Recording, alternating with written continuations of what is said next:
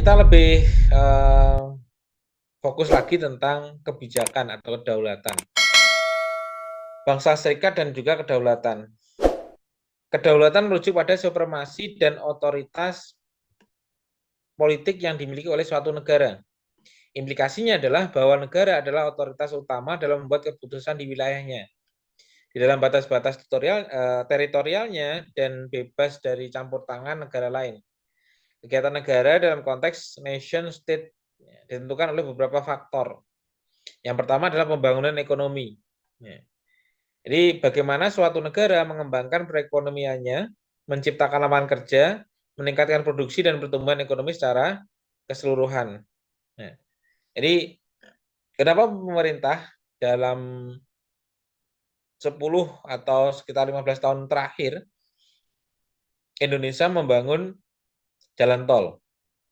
Nah, salah satunya adalah untuk menarik investor asing agar mereka mau untuk menginvestasikan dananya ke Indonesia karena kecepatan dalam proses pengiriman. Nah, bayangkan ketika dari Madiun ke Surabaya tanpa menggunakan tol itu bisa sampai 4 sampai 5 jam. Tetapi ketika menggunakan tol itu hanya butuh waktu 1 sampai 2 jam. Ya kan? Itu memangkas berapa jam saja untuk kesananya, ya kan? Seperti itu. Yang kedua adalah sistem politik dan ekonomi. Ya. Sistem politik dan ekonomi suatu negara seperti apakah negara tersebut menganut sistem demokrasi, komunisme, kapitalisme, atau sistem lainnya, serta bagaimana sistem ekonominya diatur. Misalnya pasar bebas, kontrol pemerintah yang kuat, dan lain sebagainya. Nah, sistem politik dan ekonomi ini juga berpengaruh terhadap stabilitas perusahaan.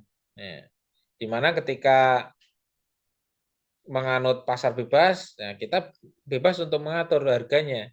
Tapi kalau kontrol pemerintah itu pun akan membuat kita tidak bisa bergerak. Ya kan?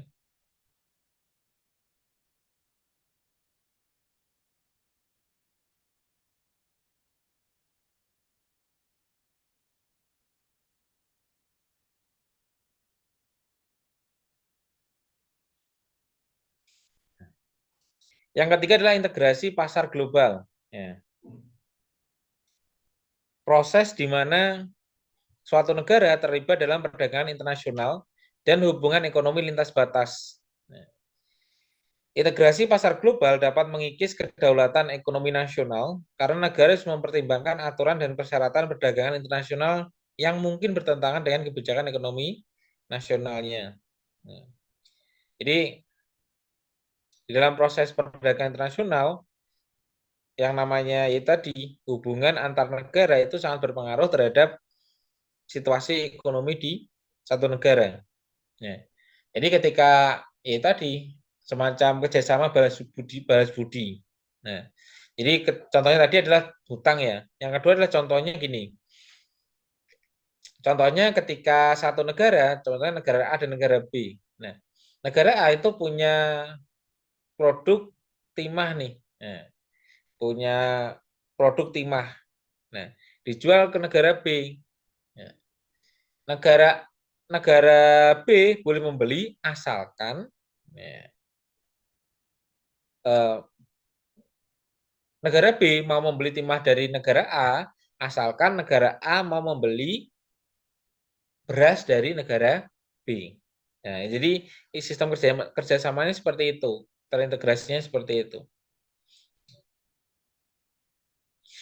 Semakin terbuka suatu negara terhadap pasar global, semakin besar kemungkinan kedaulatan ekonominya terkikis karena adanya pengaruh eksternal yang mempengaruhi kebijakan ekonomi nasional.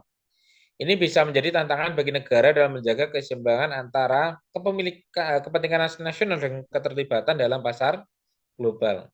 Nah, jadi kelemahannya adalah ketika itu tadi, ketika kebijakan itu bukan berasal dari pemerintahan itu sendiri, karena hubungan antar negara itu pun akan membuat apa ya, yang seharusnya tidak dibutuhkan akhirnya ya terbeli. Ya. Atau dibuat agar bisa membeli ya, dan lain sebagainya. Lebih seperti itu. Nah,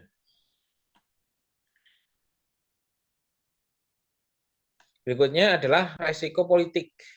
Nah, resiko kebijakan pemerintah dapat berdampak signifikan pada aktivitas perusahaan.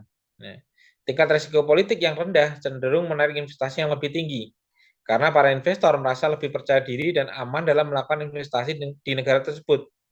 Sebaliknya, tingkat resiko politik yang tinggi dapat menjadi penghalang bagi investasi karena menimbulkan ketidakpastian dan kekhawatiran akan potensi perubahan kebijakan yang merugikan.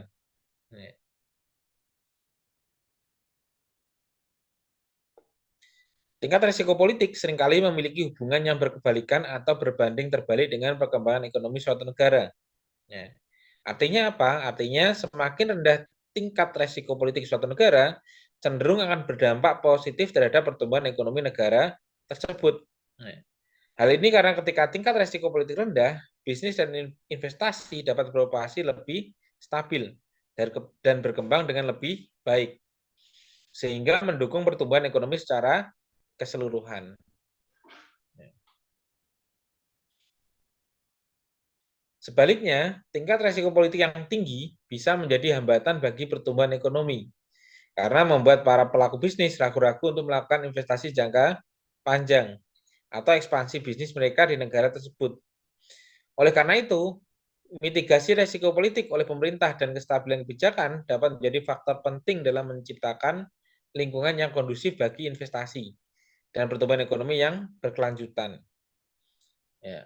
Maka ketika kita melihat Indonesia saat ini untuk stabilitas politiknya ramai tapi tidak terlalu ricuh, maka orang mau berinvestasi jangka panjang itu akan lebih pede. Ya minimal 5 tahun ke depan tuh masih aman lah. Nah, arahnya ke situ. Sama halnya ketika kita melihat di masa-masa pandemi kemarin, itu kan banyak investasi yang terhenti. Ya. Karena apa? Karena itu resikonya cukup tinggi. Karena untuk melakukan investasi jangka panjang itu sangat beresiko. Dan itu mengakibatkan kenaikan harga emas karena banyak orang yang mulai melek tentang emas.